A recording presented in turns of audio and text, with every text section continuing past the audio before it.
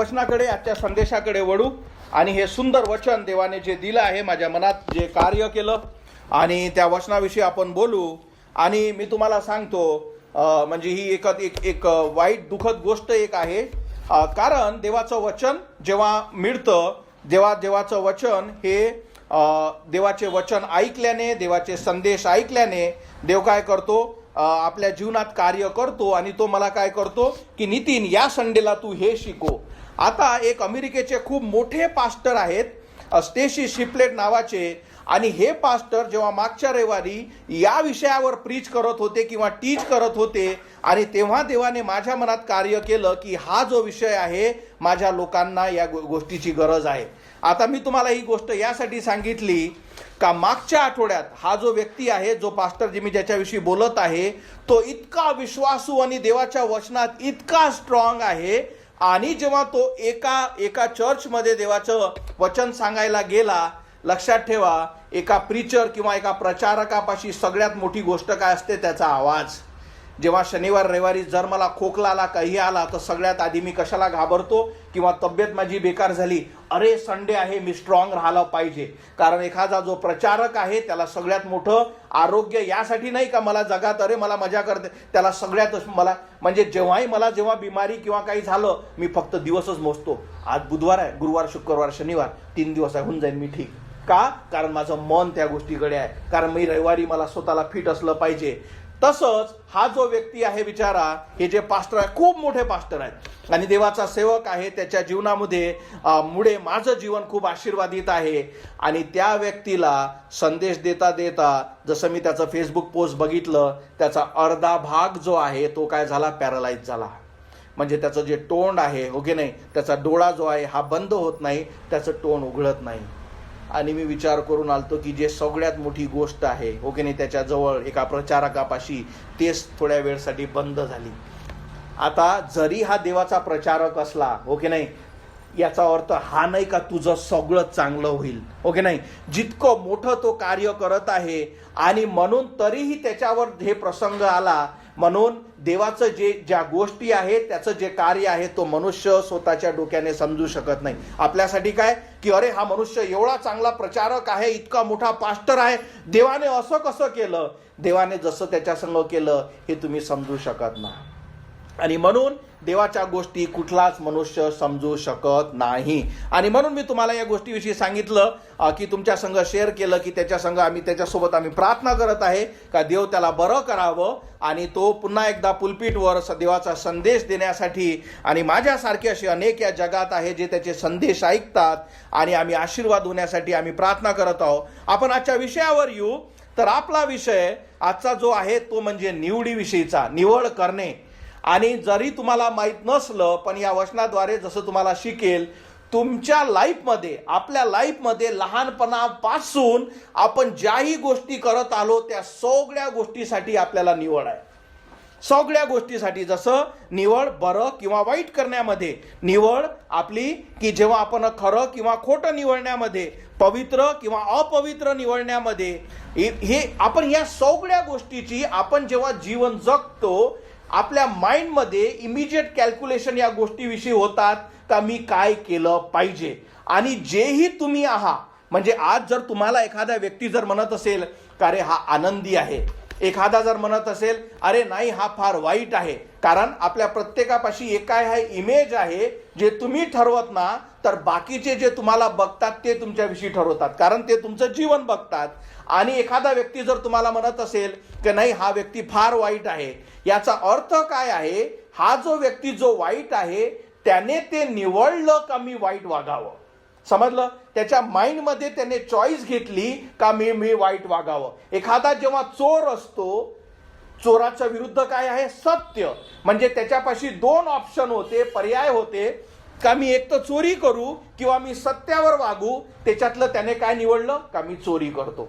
समजलं? एखादा व्यक्ती जर काय असेल, खोटारडा असेल, हो की नाही, आपण एखादा म्हणतो मला त्या व्यक्तीवर विश्वास नाही, तो फार खोटा बोलतो, याचा अर्थ काय का त्याने आपल्या जीवनात हे खोट्याचं उलट काय आहे, सत्य, त्याने निवडलं का मी खोटंच बोलेल. आणि म्हणून जोही व्यक्ती घडतो तो कशामुळे घडला, कारण तुम्ही त्या चॉईसेस केल्या. तुमच्या जीवनात जेव्हा तुम्हाला जेव्हा पर्याय देण्यात आले का तू लबाडी करू नको, तू सत्य निवड, तुम्ही लबाडी निवडली. जेव्हा तुमच्याकडे पर्याय देण्यात आले, तू चोरी करू नको, तू सत्यावर वाग, तुम्ही चोरी निवडली. किंवा जर तुम्ही चांगले असाल तर तुम्ही काय निवडलं का नाही, काही असू द्या मी चांगला वागतो. समजलं? म्हणून आपल्या जीवनात म्हणजे तुम्ही जे आहात, जे तुम्ही घडवलेले आहात, जे तुमची इमेज आहे, ते सगळं कशामुळे झालं? तुम्ही ज्या निवडी तुमच्या जीवनात केल्या आणि त्याच्यामुळे तुम्ही आज आहात. म्हणून हे खूप महत्वाचं की आपल्याला समजणं की हे जी निवड आहे ही आपण केलेली आहे. दुसरी गोष्ट जे मी तुम्हाला सदैव सांगत असतो, निवड जरी तुमच्या हाती आहे, बऱ्या आणि वाईटामध्ये, सैतानामध्ये आणि देवामध्ये, पापामध्ये आणि पवित्रतेमध्ये, खऱ्यामध्ये आणि खोट्यामुळे, हे निवड तुमच्या हाती आहे, पण त्या निवडीचे परिणाम तुमच्या हाती नाही. सांगण्याचं तात्पर्य, जर तुम्ही खोटं निवडता, जर तुम्ही पाप निवडता, जर तुम्ही चोरी निवडता आणि जर तुम्ही देवाविरुद्ध निवडता, पण मला आनंदित राहायचं आहे, तसं होत नाही. तो मनुष्य कधीच आनंदित राहत नाही, कारण तुझी निवड चुकली. आता त्या निवडीचे परिणाम तुला भोगावं लागेल. तू निवड निवडू शकतो, त्याचे परिणाम निवडू शकत नाही. समजलं? म्हणून मी हे करतो पण मी आनंदित राहण्याचा प्रयत्न करतो असं होत नाही. दुसरी गोष्ट, ज्याही तुम्ही निवड केल्यात, एक लक्षात सदैव ठेवा, जरी निवड तुमच्या जवळ आहे पण त्याचा न्याय देवासमोर आहे. कारण ज्याही तुमच्या निवडी आहेत, जेही पर्याय तुमची जीवन जगण्याचा तुम्ही निवडला, एक गोष्ट तुम्हाला समजते, जीवनशैली आहे की नाही, त्याच्याच विषयी मी बोलत आहे. जे तुम्ही निवडलं, ती जी जीवनशैली तुमची आहे, त्याच्या बेसिसवर देव काय करेल? तुमचा न्याय करेल. का न्याय करेल? कारण जसे तुम्ही काही लोक नोकरीवर आहात, तुम्ही नोकरीवर असताना तुम्ही प्रामाणिक राहण्याचा प्रयत्न करता. का प्रामाणिक राहण्याचा प्रयत्न करता? कारण जो अधिकारी ज्याने तुम्हाला नोकरी दिली आहे, त्याने तुम्हाला दिली असल्यामुळे तुमची ही अपेक्षा असते का तुम्ही त्याच्यासोबत प्रामाणिक राहावं. तसंच देवाने तुम्हाला प्राण आणि श्वास दिल्यामुळे देवाची ही अपेक्षा आहे का तुम्ही प्रामाणिक राहावं. आणि जर तुम्ही राहिले नाही तर देव काय करतो? त्या गोष्टीचा तुमच्याविषयी न्याय घेतो.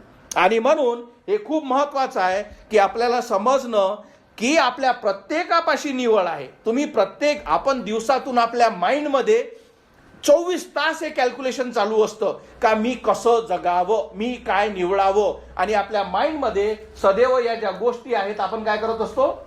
निवडत असतो. आणि जेही आपण आज आहो ते याच गोष्टीमुळे की या गोष्टीची मी निवड केली. बरं, ही गोष्ट झाली जगिक. आजचा जो विषय आहे तो खूप महत्वाचा, कारण याच्यापेक्षाही एक मोठी निवड तुम्हाला करायची आहे. आणि ती निवड म्हणजे जीवनाची आणि मृत्यूची. इथे आपण पहिले वचन वाचू आणि अनुवाद 30:19 म्हणतो, अनुवाद 30:19, आणि देवाने, म्हणून तुम्हाला याच्या पहिले की बाबा आमच्या पुढे काय निवड आहे, कारण जगिक निवड तर आपण केल्या आहेत, आता खरी निवड ज्याच्यावर तुमचं अनंत टिकून आहे. देव काय म्हणतो? आज स्वर्ग आणि पृथ्वीच्या साक्षीने मी तुम्हास जीवन आणि मृत्यू या दोन्हीतून एकाची निवड करायला सांगत आहे. पुन्हा एकदा तुमच्या समोर ऑप्शन आलं. काय म्हणतो देव? जीवन आणि मृत्यू याच्याकडे काय आहे? तुमच्याकडे मी 2 निवड देत आहे, जीवनाचा आणि एवढंच नव्हे. आणि देव बघा किती प्रेमळ आहे, तो फक्त तुम्हाला निवडच देत नाही पण त्याची इच्छा सुद्धा तुम्हाला सांगत आहे. तो म्हणतो जीवनाचा पर्याय जर स्वीकारलात तर आशीर्वाद मिळेल, दुसऱ्याची निवड केलीच तर शाप मिळेल. तेव्हा जीवनाची निवड करा, म्हणजे तुम्ही व तुमचे मुले बाळे जिवंत राहतील. म्हणून आजचा जो विषय इतका महत्वाचा आहे का लक्षात ठेवा, बाकीच्या निवडी तुमच्या जीवनातल्या कितीकही चुकू द्या, आज जेव्हा तुम्ही हे निवड सगळ्यात मोठी करता की काय की जीवन आणि मृत्यूतली जेव्हा तुम्ही निवड करता, ही सगळ्यात मोठी तुमची चॉईस आहे का तुम्ही इथे काय निवडता. आणि आपण आजच्या संदेशाद्वारे मनुष्य सहज काय निवडतो आणि देवाची इच्छा काय आहे याच्याविषयी बोलू. तर याच्यासाठी तुम्हाला मी एक उदाहरण देत आहे. या बायबल मधली एक घटना आहे. जेव्हा प्रभू येशू ख्रिस्त या पृथ्वीवर होता, आणि साहजिकच आहे की जेव्हा इतके चमत्कार घडतात लोक काय करतात, त्याला त्याच्या मागे पळत आहेत, त्याच्यासोबत त्याच्या मागे जात आहे. आणि एक संध्याकाळची वेळ होती आणि तिथे काय झालं, हा लोकसमुदाय तुमच्या डोळ्यासमोर, फक्त तुमच्यासमोर चित्र असावं, अनेक लोक त्याच्यासाठी ऐकण्यासाठी आले आणि देवाने त्यांना संदेश दिला. आणि आता संध्याकाळ झाली. संध्याकाळ झाल्यावर त्याचे शिष्य म्हणाले का ह्या लोकांना आता जाऊ दे, कारण या लोकांना इतके लोक आहे, हे उपाशी आहेत आणि संध्याकाळ झाली आहेत, आपल्यापाशी एवढं अन्न नाही. आणि मग देवाने काय केलं, देवाने त्यांना विचारलं की आपल्या जवळ काय आहे. तर तेव्हा हे जे वचन आहे, या वचनात आपण पुढे बघू, योहान 6:8, त्यांच्या शिष्यातला एक जण शिमोन पेत्राचा भाऊ अंद्रिया त्यास म्हणाला, येथे एक लहान मुलगा आहे, त्याच्याजवळ 5 जवाच्या भाकरी आणि 2 मासोळ्या आहेत, परंतु इतक्यांना त्याचा कशा पुरणार. कारण मुद्दा काय आहे की अरे इतक्या लोकांना आपल्यापाशी जेवण नाही. तर देवाने विचारलं आपल्याजवळ आहे काय, तर तो म्हणाला एका मुलाजवळ 5 भाकरी आणि 2 मासोळ्या आहेत. आणि मग येशू म्हणाला, लोकास बसवा, त्या जागी पुष्कळ गवत तिथे बसवा. तेथे ते सुमारे 5,000 पुरुष होते, ते बसले. येशूने त्या 5 भाकरी घेतल्या आणि त्याने उपकार मानल्यावर त्या बसलेल्या वाटून दिल्या. तसेच त्या मासळ्यातून त्यांना हवे तितके दिले. ते तृप्त झाल्यावर त्याने आपल्या शिष्यांना सांगितले, उरलेले तुकडे गोळा करा, म्हणजे काही वाया जाऊ नये. मग जेवणाऱ्यांना पुरे झाल्यावर त्यांनी जवाच्या 5 भाकरीचे उरलेले तुकडे गोळा करून 12 टोपल्या भरल्यात. सांगण्याचं तात्पर्य, इतके 1000 लोक देवाने जितकं छोटंसं होतं ते आशीर्वादित केलं आणि इतके लोक जेवल्यावरूनही 12 टोपल्या काय राहिल्या, उरल्या. आणि 14वं वचन, तेव्हा त्याने केलेले चिन्ह पाहून ती माणसे म्हणू लागली, जगात जो संदेष्टा येणार आहे तो खरोखर हाच आहे. आणि म्हणून त्यांनी काय केलं, इतका मोठा चमत्कार बघितला की 5,000 लोक फक्त 5 ब्रेड आणि 2 मासोळ्यामध्ये देवाने आशीर्वादित केले आणि इतके लोक जगले, जेवले. आणि म्हणून हे लोक काय झाले, हे लोक आनंदित झाले आणि यांना आश्चर्य वाटलं. आणि म्हणून हे लक्षात ठेवा, हे जे सगळ्या गोष्टी काय आहेत, या सगळ्या गोष्टी आपल्याला रिप्रेझेंट म्हणजे आपल्याला दर्शवितात. आपण म्हणजे म्हणा कसं, आम्ही तर तिथे नव्हतो. कारण हे सगळे जगिक आशीर्वाद आणि जगिक चिन्ह जे आहेत ते काय करतात, ते आपल्याला, आपण जेव्हा बघतो आपल्या आयुष्यातले जेव्हा चमत्कार, अरे माझ्या जीवनात हा आशीर्वाद झाला, अरे मला बरं केलं, अरे मला ऍक्सिडेंट मधून वाचवलं, अरे मला बिमारीतून वाचवलं, अरे माझं पोट दुखत होतं त्याच्यातून मी वाचली. आणि याच्यामुळेच आपण काय करतो, फक्त ते चिन्ह बघून देवावर काय करतो, देवावर आपण विश्वास ठेवतो. पुढची गोष्ट बघा, आणि जेव्हा देवाने त्यांच्याकडे बघितलं आणि देवाने त्यांना म्हटलं, येशूने त्यांना उत्तर देऊन म्हटले, मी तुम्हास खरे खरे सांगतो, तुम्ही चिन्ह बघितली म्हणून नाही, पण भाकरी खाऊन तृप्त झाला म्हणून माझा शोध करता. आणि 27वं वचन, आता हे आपल्या प्रत्येकासाठी, नष्ट होणाऱ्या अन्नासाठी श्रम करू नका, पण सार्वकालिक जीवनाकरिता टिकणाऱ्या अन्नासाठी श्रम करा. मनुष्याचा पुत्र ते तुम्हास देईल, कारण त्याच्यावर देव पित्याने शिक्का मारला आहे. आणि म्हणून देव इथे काय सांगत आहे, ज्या तुम्ही जगिक गोष्टीसाठी इथं येता, मी तुम्हाला 5 भाकरीतून 5,000 लोक जेवू घातले, याच्यामुळे माझ्याजवळ येऊ नका. तर सार्वकालिक जीवन जे मी तुम्हाला देणार आहे, जे माझ्यामध्ये आहे, ते घेण्यासाठी तुम्ही माझ्या जवळ या. आणि देवाने त्यांना काय सांगितले, या गोष्टीकडे लक्ष द्या. हे नका बघू की मला काय भेटेल, हे बघा की माझं अनंताचं जीवन काय होईल. आणि या गोष्टीसाठी देवाने काय केलं, त्यांना सांगितलं की या जगिक गोष्टीविषयीची भूक करू नका, तर या गोष्टीची की सार्वकालिक जीवन जे आहे, जे सार्वकालिक भाकर जे आहे, त्याच्यासाठी तुम्ही काय करा, त्याच्याकडे तुम्ही लक्ष द्या. आणि म्हणून या लोकांनी काय म्हटलं, बरं आता या लोकांचा रिस्पॉन्स, ही स्टोरी तुम्हाला समजणं खूप आवश्यक आहे. पहिला मुद्दा काय झाला, देवाने चमत्कार घडवला. दुसरा मुद्दा काय झालं, देवाने सांगितला तुम्ही चमत्कार पाहून माझ्यावर विश्वास ठेवता, याच्याकडे लक्ष देऊ नका, जे अनंताचं आहे त्याच्याकडे लक्ष द्या. आता या मनुष्यांचा रिस्पॉन्स, ते काय म्हणाले, आता ते काय म्हणतात ते आपण बघू. म्हणून ते त्यास म्हणाले, असे कोणते चिन्ह आपण दाखवता. पुन्हा एकदा लक्ष काय, चिन्हावरच. कोण चिन्ह की ते बघून आम्ही आपल्यावर विश्वास ठेवावा. आपण कोणते कृत्य करता. 31वं वचन, आमच्या पूर्वजनांनी अरण्यात मान्ना खाल्ला. पवित्र शास्त्रात असे लिहिले आहे की त्यानेच त्या स्वर्गातून भाकर देण्यास दिली. तेव्हा येशू त्यांना म्हणाला, मी तुम्हास खरे खरे सांगतो, मोशेने तुम्हास सार्वकालिक भाकर दिली असे नाही, तर माझा पिता स्वर्गातून येणारी खरी भाकर तुम्हास देतो. कारण जी स्वर्गातून उतरते व जगाला जीवन देते तीच देवाची भाकर होय. तेव्हा ते त्यास म्हणाले, प्रभूजी ही भाकर आम्हास नित्य द्या. याचा अर्थ देव काय म्हणत आहे का स्वर्गातून जे भाकर तुमच्यासाठी आली आहे. लक्षात ठेवा, देव सदैव बोधकथेद्वारे काय सांगण्याचा प्रयत्न करत आहे का सार्वकालिक जीवन किंवा आत्मिक जीवनाविषयी तुम्ही फक्त जगिक भाकरीसाठी मला पाहिजे करत आहात. देव म्हणतो, अरे ह्या नष्ट होतील, याच्या मागे तुम्ही का वळत आहात. पण स्वर्गातून जे भाकर तुमच्यामध्ये उतरलेली आहे, स्वर्गातून जो देवाचा पुत्र तुमच्यामध्ये आहे, जो तुम्हाला सार्वकालिक भाकर, जे तुम्ही खाल्ल्यावर कधीच भुके राहू शकणार नाही, अरे याच्याकडे तुम्ही अपेक्षा करा, याची तुम्ही गरज बाळगा. या जगातल्या गोष्टीसाठी किती पडता या गोष्टी नष्ट होईल. देव त्यांना तेच सांगण्याचा प्रयत्न करत आहे का जगी गोष्टीकडे वळू नका. सर मला हे पाहिजे, मला आशीर्वाद पाहिजे. तो म्हणतो हे तर मिळेलच, पण सगळ्यात महत्वाचा आहे ज्याच्यासाठी मी स्वर्ग सोडून तुमच्यासाठी आलो, ती गोष्ट तुम्ही स्वीकारण्याचा प्रयत्न करा. लक्षात ठेवा, आपला मुद्दा आपण भटकू नाही. चॉईसेस, निवड.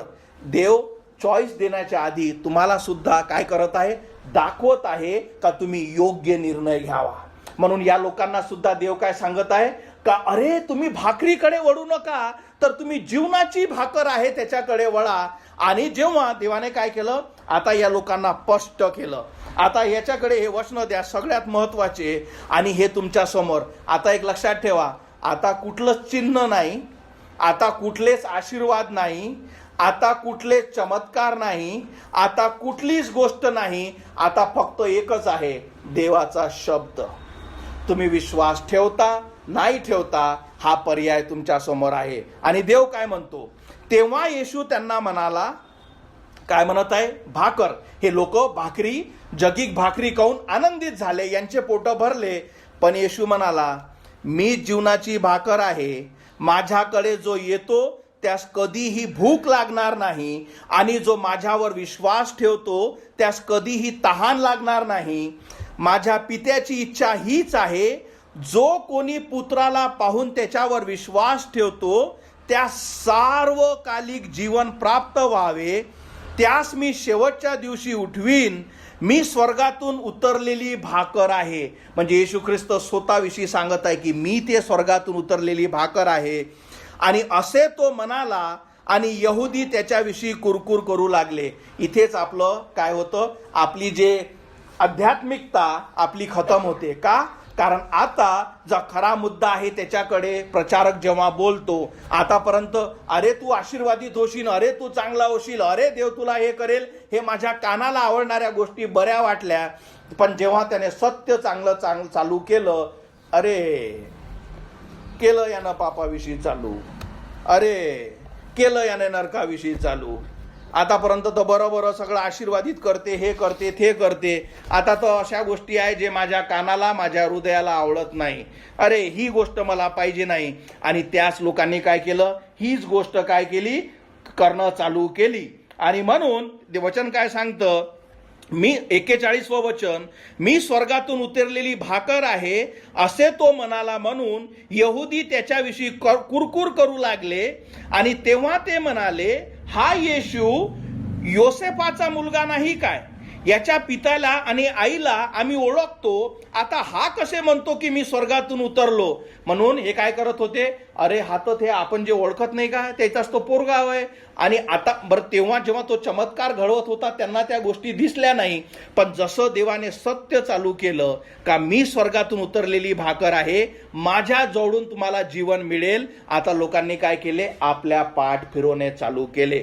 आणि तेव्हा देवाने काय केलं, देवाने त्यांना सगळ्यात मोठं जे सत्य ते दिलं. आणि हे समजा, आणि आपण पुढच्या गोष्टी समजू. 47वं वचन, देव एक लक्षात ठेवा, देव इतका तुमच्यासाठी नम्र आहे, का तो वारंवार संधी देतो, सत्य अधिक आणि अधिक टाकण्याचा प्रयत्न करतो की आपलं आध्यात्मिक आंधळत्व निघावं आणि सत्य तुमच्या हृदयात शिरावं आणि तुम्ही त्याला स्वीकारावं. आणि म्हणून देव त्यांना काय म्हणतो, मी तुम्हास खरे खरे सांगतो, जो विश्वास ठेवतो त्या सार्वकालिक जीवन प्राप्त झाले आहे. मी जीवनाची भाकर आहे. तुमच्या पूर्वजनांनी रानात मान्ना खाला आणि ते मरण पावले, पण स्वर्गातून उतारणारी भाकर अशी आहे की जर कोणी खाल्ली तर तो मरणार नाही. 51 वचन हे सगळ्यात महत्वाचं. स्वर्गातून उरलेली जिवंत भाकर मीच आहे, उतरलेली जिवंत भाकर मीच आहे. या भाकरीतून जो कोणी खाईल तो सर्व काळ जगेल. पुढचं बघा, हे सुंदर आहे. जी भाकर मी देईन ती माझा देह असून ती जगाच्या जीवनासाठी आहे. यावरून येशू त्यास म्हणाला, 53 वचन, मी तुम्हास खरे खरे सांगतो, तुम्ही मनुष्याच्या पुत्राचा देह खाल्ला नाही व त्याचे रक्त प्याले नाही तर तुमच्यामध्ये जीवन नाही. 54 वचन, जो माझा देह खातो आणि माझे रक्त पितो त्या सार्वकालिक जीवन प्राप्त झाले आहे आणि मीच त्या शेवटल्या दिवशी पुन्हा उठवीन. आता हे सगळ्यात मोठी गोष्ट तुम्हाला समजणारी, याच्याकडे तुम्ही लक्ष द्या. येशू ख्रिस्त काय म्हणाला?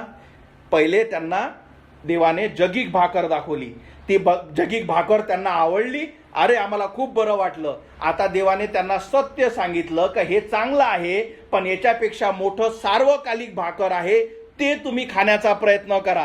ते म्हणाले, बरं ठीक आहे, तेही दाखव काय असते. तर मग येशू ख्रिस्त सत्य सांगत का मीच ते जीवनाची भाकर आहे. आता या लोकांनी कुरकुर चालू केली आणि सगळ्यात मोठं देवाने सत्य आता सांगितलं. काय सांगितलं?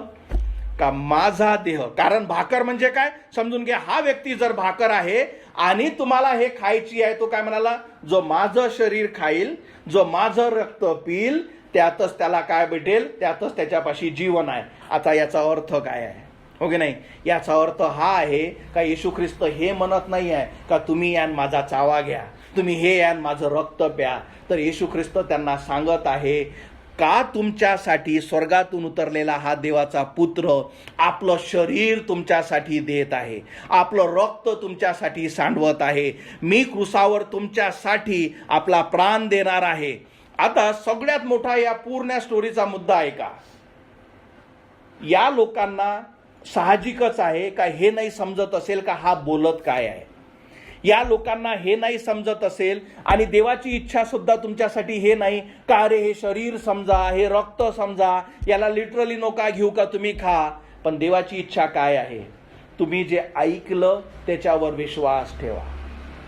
तो कसं तुम्हाला देईल याच्याकडे हे तुमची गरज नाही. तो जेव्हा म्हणतो की तू पापी आहे आणि तू त्याला हाक मारतो तुझा आत्मा वाचवेल, त्याची इच्छा हे आहे की तुम्ही त्या गोष्टीवर विश्वास ठेवा. तुम्हाला पूर्ण बायबल शिकायची गरज नाही. ज्या दिवशी तारणाच्या दिवशी, ज्या दिवशी मला कळलं की मी पापी आहे आणि मी मरेल आणि नरकात जाईल, मला या कोण्याच गोष्टीची काहीच माहिती नव्हती. फक्त एक माहिती होती की मी मरणार आहे आणि मला वाचवणारा पाहिजे.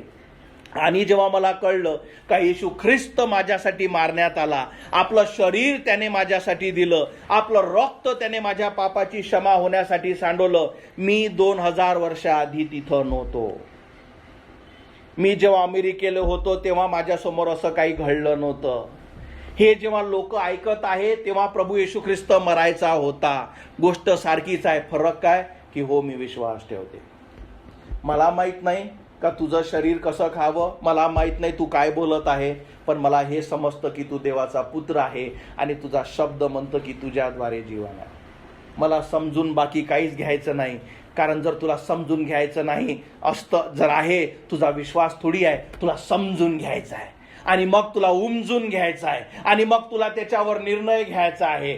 देव म्हणतो तुझ्यासाठी नाही. आणि म्हणून हे सगळ्यात महत्वाचं आहे. मला बायबल समजतं का? नाही. मला समजतं का की प्रकटीकरण कसं होईल? नाही. पण माझा विश्वास आहे की देव करेल. बायबल कसं देवाने लिहिलं, कसं मनुष्याजवळ आलं, तुमच्या हाती दिलं, मला समजतं काय? नाही. तुम्हाला समजतं काय? नाही. पण मी माझा विश्वास आहे की देवाने हे दिलं आहे. त्याच्या हाती जीवन आहे, त्याने मला दिलं आहे. देवाला तुमच्यापासून काय पाहिजे? तुमचं एक्सप्लेनेशन नाही, तुमचं स्पष्टीकरण नाही, तर तुमचा विश्वास. आता सगळ्यात मोठा हा मुद्दा तुम्ही समजून घ्या. आता देवाने काय सांगितलं? मी जीवनाची भाकर आहे.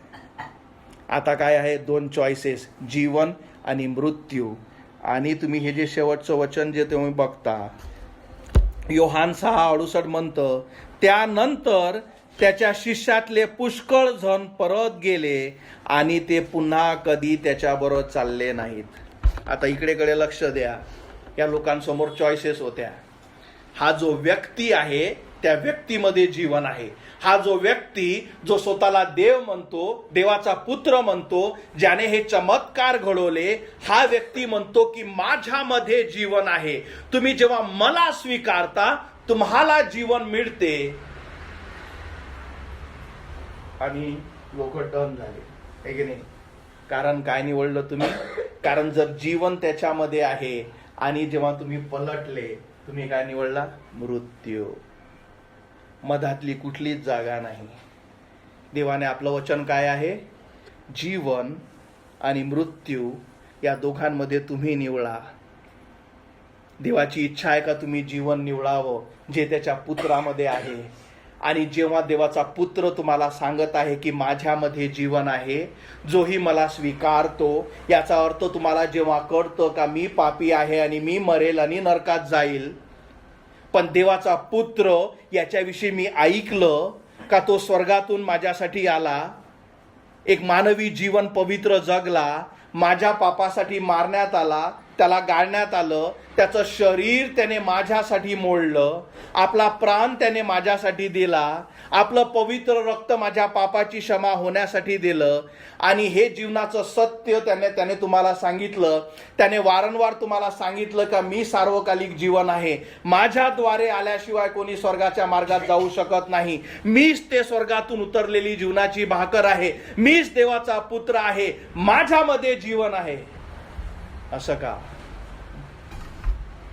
मला नाही पाहिजे, मला गरज नाही. त्यांनी मृत्यू निवडला. आज याच्यातले जितकेही लोक पलटले, आज कुठे आहेत ते? आज नरकात आपल्या न्यायाची वाट बघत आहे. का? कारण तुम्हाला मी सांगितलं, निवड तुमच्या हाती आहे. देवाने तुम्हाला स्वतःची इच्छा, फ्री इच्छा दिली आहे, पण त्या निवडीचे पर्याय तुमच्या हाती नाही. देवाचा पुत्र तुमच्या समोर उभा राहिला, त्याने जीवनाचं सत्य सांगितलं, त्याच्यामध्ये जीवन आहे, त्याला स्वीकारण्यामध्ये जीवन आहे. तुमच्या पुढे जीवन आणि मृत्यू 2 ऑप्शन दिला आहे. देवाचे वचन तुम्ही ऐकले आहे, सार्वकालिक जीवनाची व्याख्या तुम्ही ऐकले आहे, देवाचे वचन तुमच्यासाठी ऐकले आहे, देवाचे वचन तुम्ही पाठ केले आहे. ख्रिस्त म्हणते मला स्वीकार, माझ्याद्वारे जीवन आहे. पण जेव्हा तुम्ही काय करता, लक्षात ठेवा, कुठलाच मनुष्य शरीराने पलटत नाही. हे फक्त मी तुम्हाला सांगण्यासाठी दाखवलं, तुम्हाला समजण्यासाठी.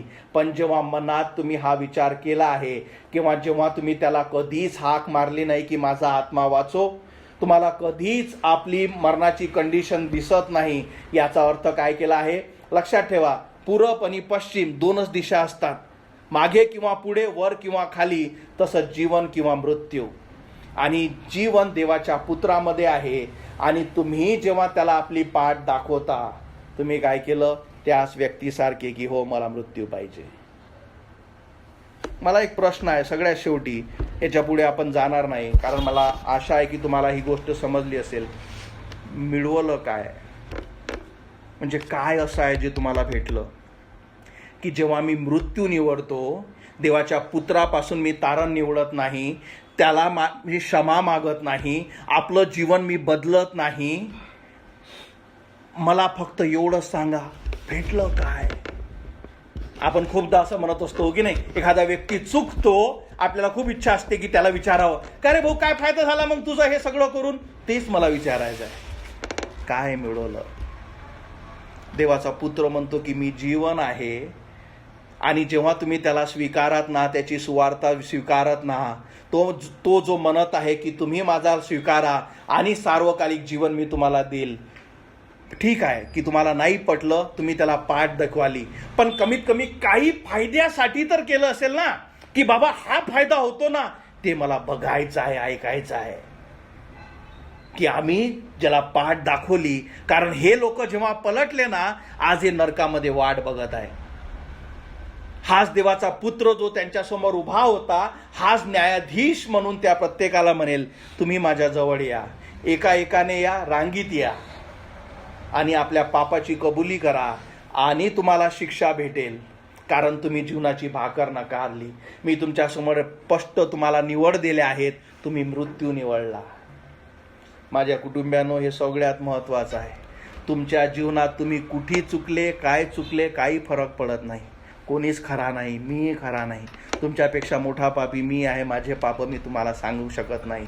पण ज्या दिवशी माझ्यासमोर निवड देण्यात आली ना, त्या दिवशी माझ्यासमोर हे सांगण्यात आलं का नितीन तू पापी आहे, मरशील आणि नरकात जाशील, देवाच्या दयेने मी जीवन निवडलं. देवाच्या दयेनं मी देवाचा पुत्र निवडला आणि त्याच्यामुळे मला सार्वकालिक जीवन मिळालं. म्हटलं येशू माझी क्षमा कर, माझा आत्मा वाचव. मी विश्वास ठेवते की तू देवाचा पुत्र आहे. मी विश्वास ठेवतो की तू जीवनाची भाकर आहे. तू स्वर्गातून माझ्यासाठी आला. जे तू म्हणता आहेस परमेश्वरा, मी कधी तुझा क्रूस बघितला नाही. मी 2000 साली इस्रायलमध्ये होतो नाही, पण मी विश्वास ठेवतो की तुझे वचन जे सांगतं का तू माझ्यासाठी आपलं शरीर दिलं, आपलं रक्त तू माझ्यासाठी सांडवलं. मी तुझ्यावर विश्वास ठेवतो.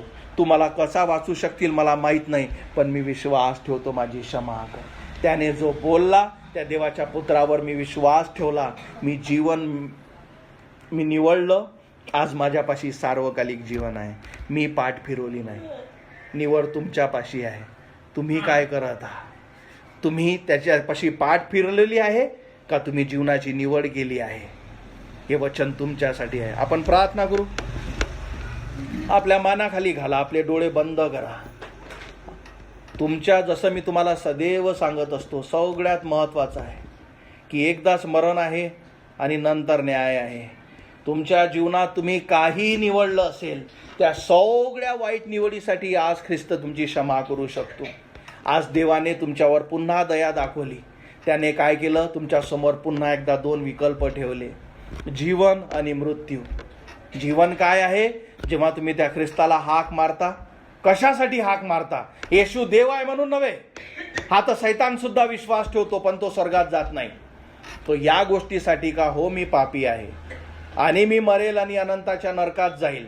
माझा आत्मा अनंतासाठी नरकात तळपल्यासाठी टाकल्या जाईल आणि माझा न्याय आहे. पण देवाचा पुत्र स्वर्गातून माझ्या वैयक्तिक पापासाठी, जे तुमचे नाव आहे तुमच्यासाठी तो आला. तो या पृथ्वीवर उतरला यासाठी का तुम्हाला त्याच्याद्वारे जीवन मिळावे. तो म्हणतो की तू नरकात जाऊ नको, कारण तुझ्यासाठी शिक्षा मी भोगतो. माझं शरीर मी तुझ्यासाठी देतो. माझा आत्मा मी परमेश्वरा, तो म्हणतो, प्रभू देवाचा पुत्र म्हणतो की माझं रक्त मी तुझ्यासाठी सांडवतो. माझा प्राण मी तुझ्यासाठी देतो. यासाठी का तुला सार्वकालिक जीवन मिळावे. तो जीवनाची भाकर आहे. तो जीवनाचं द्वार आहे. तुमच्या समोर जीवन आणि मृत्यू आज हे ऑप्शन आहे. 2 निवड आहे. म्हणून मी म्हटलं, जीवनात तुम्ही कितीही चुकले असेल, देव म्हणतो ते मी बघत नाही. पण तुझी जर ही निवड चुकली, तू जर जीवनाला पाठ फिरवली, तर तुझ्यासमोर मृत्यू आहे. आज तुम्ही काय निवडणार? जर देवाचं विचार तुमच्या संग बोललं असेल आणि तुमची इच्छा असेल का मला जीवन पाहिजे, तुम्हाला काहीच समजून घ्यायची गरज नाही. तुम्हाला फक्त हे समजायची गरज आहे का येशू ख्रिस्त देवाचा पुत्र आहे आणि देवाने हा माझ्या पापाची शिक्षा घेण्यासाठी पाठवला.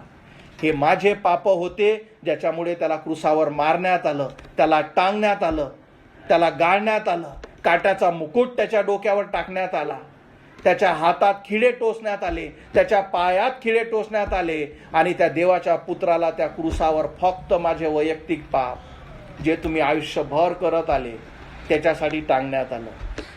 आपलं शरीर त्याने तुमच्यासाठी दिलं. जेव्हा येशू ख्रिस्त म्हणतो की तुम्ही माझे शरीर खा, याचा अर्थ काय होतो? तो म्हणतो की हे माझं शरीर जे माझ्यासाठी मोडलं आहे, हो येशू मी त्याच्यात भागीदार आहे. हे माझे पाप होते ज्याच्यासाठी तुला मारण्यात आलं. हो प्रभू, हे जे रक्त तू सांडवलं, देव जेव्हा म्हणतो की माझं रक्त तुम्ही प्या, तो म्हणतो की हो हे रक्त माझ्यासाठी सांडवण्यात आलं.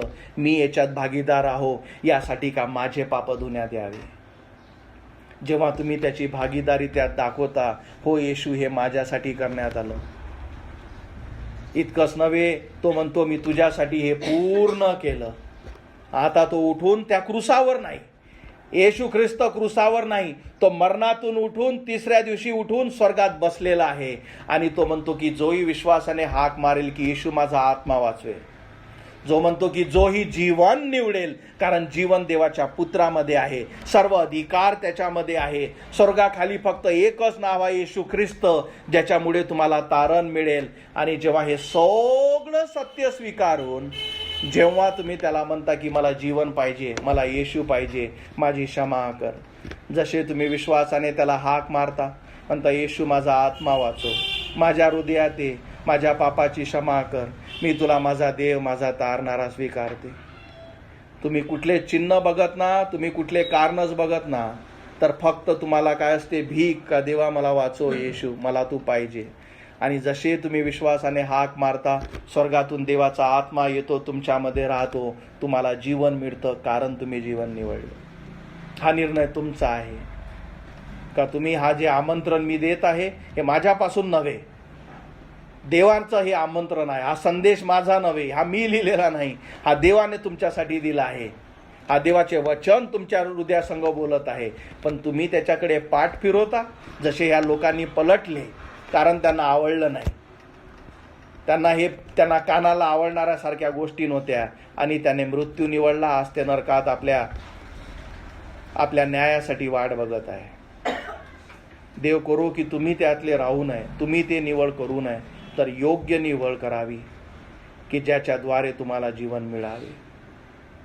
आज तुम्हाला जर खात्री नाही माझ्यापाशी जीवन आहे का नाही, जे गीत आपण या मुलांनी गायलं की ख्रिस्त राहतो, माझ्यामध्ये राहतो, ते जर शाश्वती तुमच्याजवळ नाही, तुम्ही ऑलरेडी पाठ फिरवलेली आहे, तुम्ही अजून सत्य स्वीकारलं नाही. पण सुंदर गोष्ट काय आहे की आज देवाने पुन्हा एकदा ते चॉईस, ते निवड तुमच्यासमोर ठेवली आहे.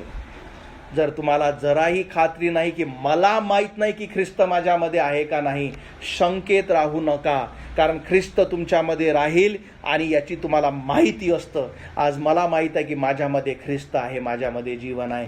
आणि हे जर तुमची साक्ष नाही तर स्वतःला फसवू नका.